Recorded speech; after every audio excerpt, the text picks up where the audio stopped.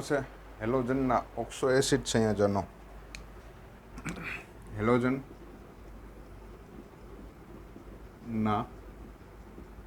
Oxo acid સંયોજનો. Generally હેલોજનના oxo acid સંયોજનો છે મોટાભાગે અસ્થાયી પ્રકારના હોય છે.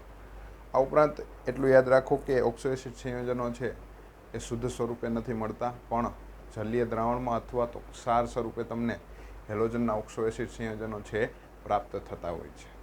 આ ઉપરાંત ફ્લોરિન છે, એ ફ્લોરિનની વિદ્યુત ઋણતા સૌથી વધુ હોવાને કારણે અને કદ નાનું હોવાને કારણે ફ્લોરિનના ઓક્સો એસિડ સંયોજનો છે સ્થાયી નથી.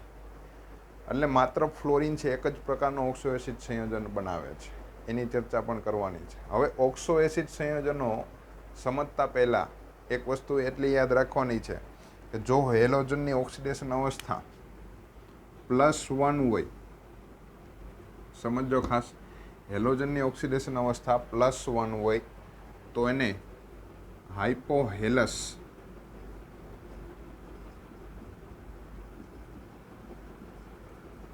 એસિડ કહેવાય.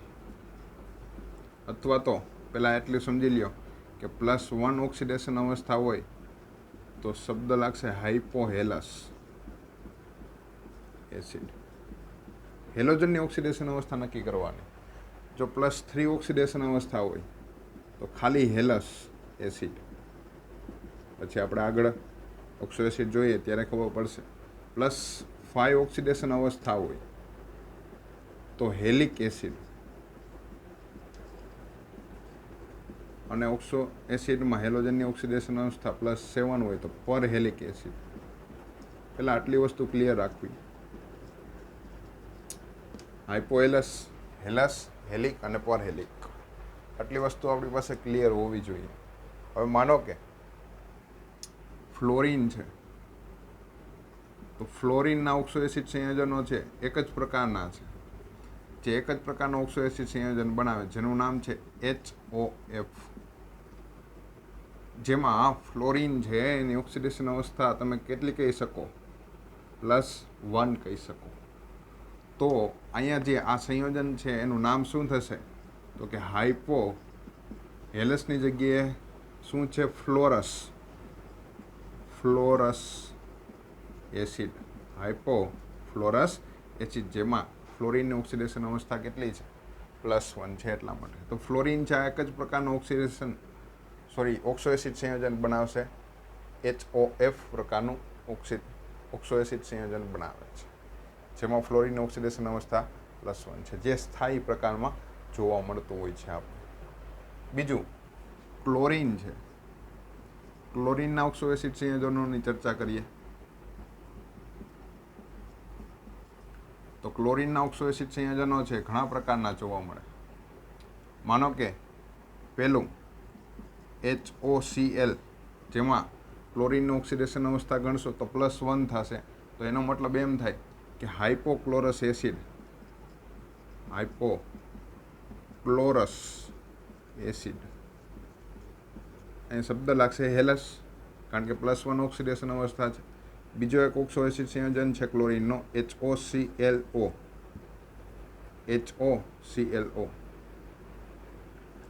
જેમાં તમે જોવા HClની ઓક્સિડેશન અવસ્થા અહીંયા કેટલી છે? +3 છે.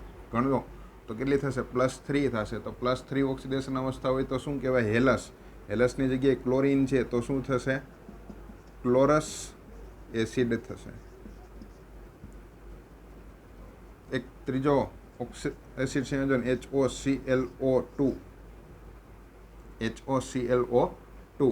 અહીંયા ક્લોરિનની ઓક્સિડેશન અવસ્થા કેટલી થશે? તો કે +5 થશે. તો એને કહેવાય ક્લોરિક એસિડ, કારણ કે +5 ઓક્સિડેશન અવસ્થા હોય તો હેલિક. તો હેલિક ઉપરથી ક્લોરિક એસિડ. પછી છેલ્લો ઓક્સો એસિડ સંયોજન ક્લોરિનનો HOClO3, જેમાં ક્લોરિનની ઓક્સિડેશન અવસ્થા તમને +7 જોવા મળશે. કેટલી જોવા મળશે? +7. તો આપણે +7 ઓક્સિડેશન અવસ્થા હોય તો એને શું કહીએ છીએ? પર હેલિક એસિડ. તો અહીંયા પર ક્લોરિક એસિડ તરીકે ઓળખાય. તો આ ક્લોરિનના ઓક્સો એસિડ સંયોજનો છે આ ઉપરાંત તમને ઘણી વખત JEE નીટ માટે પણ પ્રશ્ન ખૂબ અગત્યના છે. તમને એમ પૂછે કે HOClનો એનહાઇડ્રાઇડ કયો છે, એટલે કે HOCl છે કેમાંથી બનેલો છે. આ વસ્તુ ખાસ ક્લિયર રાખવાની છે. તો એના માટેના દરેકના એનહાઇડ્રાઇડ છે આપણે યાદ રાખવાની ટ્રાય કરીએ તો HOCl છે એનો એનહાઇડ્રાઇડ Cl2O છે. આ Cl2O અને H2O વચ્ચે રાસાયણિક પ્રક્રિયા થઈ અને શું બનાવે? HOCl બનાવે.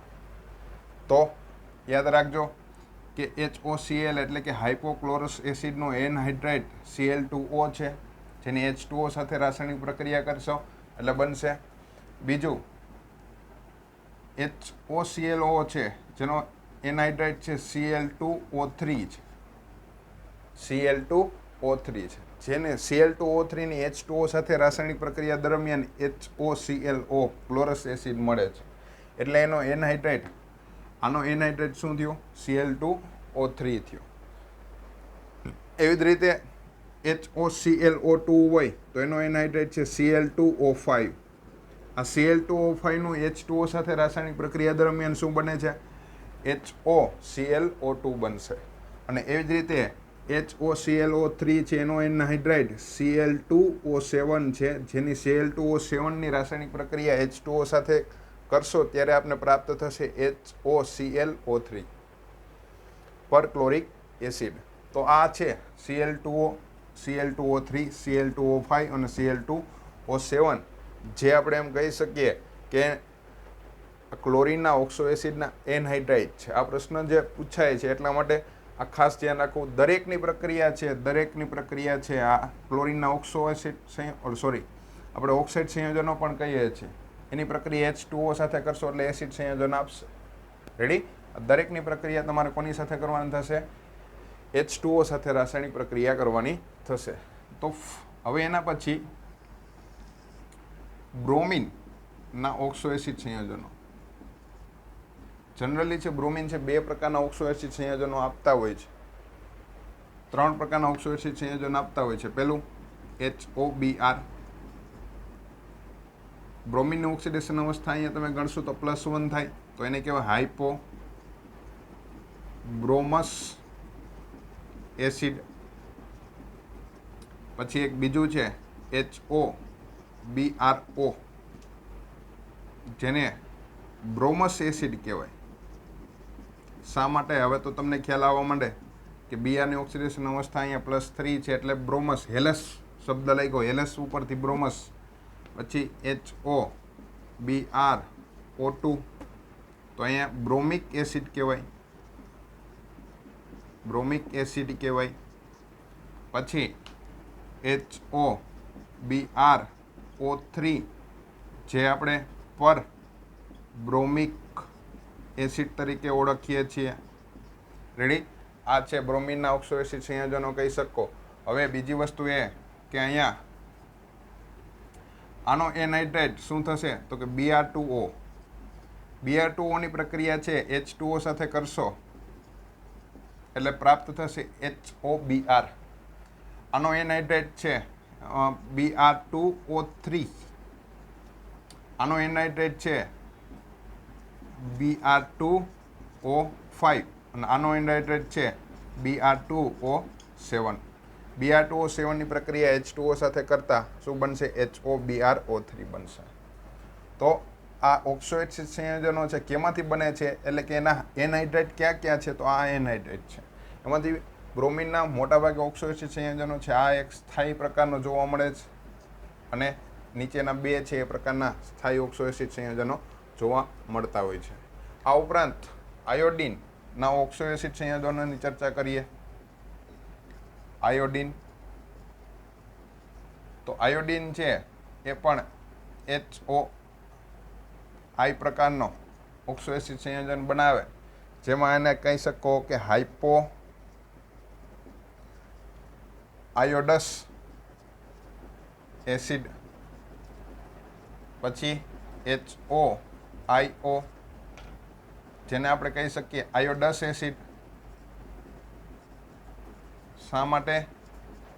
કારણ કે અહીંયા આયોડિન ઓક્સિડેશન અવસ્થા ગણશો તો +3 થશે અને +3 હોય તો હેલસ ઉપરથી હેલસ તરીકે અહીંયા શું છે આયોડિન છે તો આયોડસ, પછી HOiO2 જેને આપણે આયોડિક એસિડ કહી શકીએ, અને HOiO3 જેને આપણે પર આયોડિક એસિડ તરીકે ઓળખીએ છીએ. જનરલી આના એનહાઇડ્રેટની ચર્ચા કરીએ તો HOI કેમાંથી મળે છે તો કે I2O એનો એનહાઇડ્રેટ છે, જેની પ્રક્રિયા છે પાણી સાથે કરશો, I2Oની પ્રક્રિયા પાણી સાથે કરશો એટલે બનશે HOI. અહીંયા I2O3 એનહાઇડ્રેટ છે. આયોડસ એસિડનો એનહાઇડ્રેટ તમને પૂછે તો શું થશે I2O3. આયોડિક એસિડ છે એનો એનહાઇડ્રેટ I2O5 અને પર આયોડિક એસિડ છે એનો એનહાઇડ્રેટ I2O7 છે. જેની પ્રક્રિયા I2O7ની પ્રક્રિયા H2O સાથે કરો તો શું મળશે HOI3 પર આયોડિક એસિડ. તો આ ચર્ચા આપણે હેલોજન તત્વ ફ્લોરિન, ક્લોરિન, બ્રોમિન અને આયોડિનના ઓક્સો એસિડ સંયોજનોની કરી અને એના એનહાઇડ્રાઇડ છે એ ખાસ યાદ રાખજો, કારણ કે કોમ્પિટિટિવ એક્ઝામમાં તમને ઉપયોગી છે. હવે બીજી વસ્તુ એ છે કે જ્યારે પણ તમે ઉપરથી નીચે તરફ આવશો એટલે કે હાઇપોહેલસ એસિડથી પર હેલિક એસિડ તરફ આવશો ત્યારે ઉષ્મીય સ્થાયિતામાં વધારો થાય છે. બીજી વસ્તુ, અને આ એક વસ્તુ યાદ રાખવાની છે કે જેમ ઓક્સિડેશન આંક ઊંચો, ઓક્સિડેશન આંક વધુ તો એ પ્રબળ એસિડ કહેવાય. કેવો એસિડ કહેવાય? પ્રબળ એસિડ કહી શકો. હવે તમને HOCl અને HOClO3 આમાં ખ્યાલ છે કે Clનો ઓક્સિડેશન આંક +1 છે, જ્યારે અહીંયા છે Clનો ઓક્સિડેશન આંક +7 છે. તો બેમાંથી પ્રબળ એસિડ કોણ થયો? તો કે અહીંયા Clનો ઓક્સિડેશન આંક છે +7 વધુ છે, તો પર ક્લોરિક એસિડ છે એ પ્રબળ એસિડ કહેવાય. તો એમ પણ કહી શકો કે હાઇપોહેલસ એસિડથી પરહેલિક એસિડ તરફ નીચે આવો છો તમે, જેમ જેમ નીચે આવો છો ત્યારે એસિડિક પ્રબળતામાં વધારો થાય છે. રેડી? તો આ પ્રશ્ન છે. આ ઉપરાંત એના બંધારણ છે, એ બંધારણ છે બધાના એક સરખા જ છે. હવે જો માનો કે અહીં આપણે ક્લોરિન માટે એક ઉદાહરણ લઈ લઈ અને એના જેવા જ બંધારણ છે બાકીના બધા તત્વોના જોવા મળશે. માનો કે તમને HOClનું બંધારણ પૂછે તો Cl અને એની સાથે O અને એની સાથે H, આ પ્રકારનું બંધારણ થશે. તમને આ જે બંધારણ છે આપણે કેનું લખ્યું? HOCl.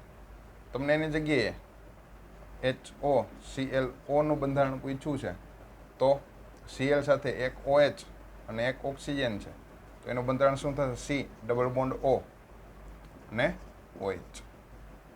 તમને HOClO2નું બંધારણ પૂછ્યું છે તો Cl સાથે એક OH તો ફિક્સ જ છે, કારણ કે તો જ ઓક્સો એસિડ કહેવાય. Double bond O, double bond O. પછી એવી જ રીતે HOClO3નું બંધારણ પૂછ્યું છે તો શું થશે? Cl સાથે એક OH છે, Cl, એક OH, 3 oxygen, double bond O, double bond O, double bond O. તો અહીંયા આપણે જેમ ક્લોરિનના ઓક્સો એસિડ સંયોજનના બંધારણ લખ્યા એવી જ રીતે બ્રોમિનના ઓક્સો એસિડ સંયોજનના બંધારણ તમે આ જ રીતે લખી શકો. Cl છે ત્યાં શું થઈ જશે? બ્રોમિન થઈ જશે. એવી જ રીતે આયોડિનના ઓક્સો એસિડ સંયોજનના બંધારણ પણ આ રીતે લખી શકો. તો આપણે બંધારણોની ચર્ચા કરી. બંધારણોમાં કાંઈ યાદ રાખવાની જરૂર નથી. હેલોજન સંયોજન છે એની સાથે એક OH, એક ઓક્સિજન, તો એક ઓક્સિજન દ્વિબંધી, એક OH સિંગલ બંધી. પછી અહીંયા હેલોજન સાથે એક OH અને 2 ઓક્સિજન છે, તો આ એક હેલોજન છે એની સાથે એક OH અને 2 ઓક્સિજન. 3 ઓક્સિજન છે અહીંયા હેલોજન સાથે અને એક OH છે, તો એક OH અને 3 ઓક્સિજન છે. રેડી? આ પ્રકારે એના બંધારણ છે આપણે સરળતાથી યાદ રાખી શકતા હોય.